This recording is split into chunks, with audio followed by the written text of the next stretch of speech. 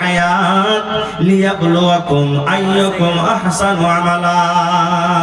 আল্লাহ বলেন দুনিয়ার মানুষ, আমি তোমাকে 80 বছর 70 বছর 60 বছর জীবন দিলাম, আর তারপরে যে আমি তোমাকে মত দিলাম কেন তুমি জানো?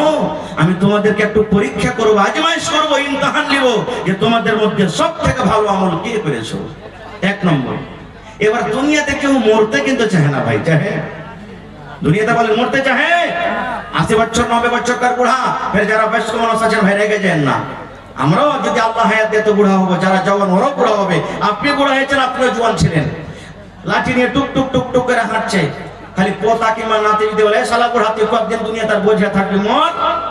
লাঠি থাকলে ওর পায়ের পরে প্রাণ করে মরবে, একটা লাঠির বলবে তুই আমাকে মরতে বলছিস, তুই মর।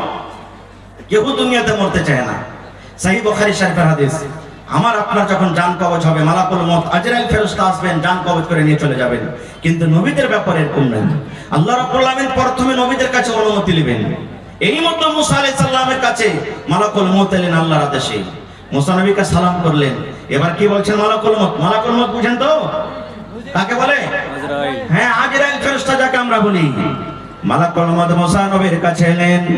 এবার মুসা নবীকে বলছেন, আয় আল্লাহর নবী মুসা, আল্লাহ রাব্বুল আলামিনের আদেশ হয়েছে, দুনিয়ার জীবন আপনার শেষ হয়ে গেছে, আপনার জান কবজ করার জন্য আল্লাহ আমাকে পাঠিয়েছেন।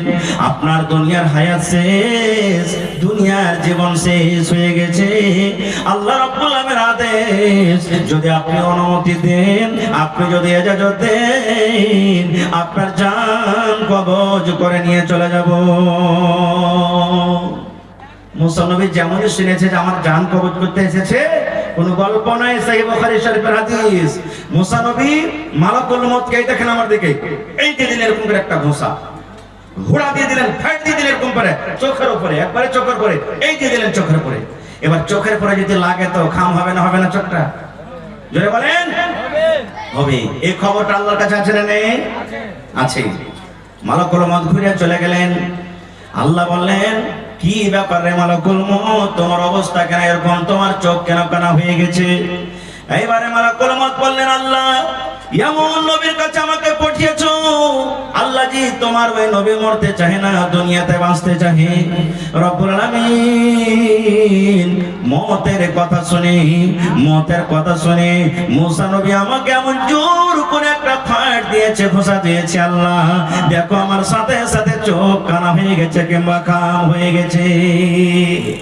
আল্লাহ চোখটাকে ভালো করে দিলেন, আল্লাহর কাছে কিছু কমি আছে, ভালো করে দিলেন। আল্লাহ তাআলা তখন বলছেন যে এক কাজ করো, তাহলে যখন আমার নবী মুসা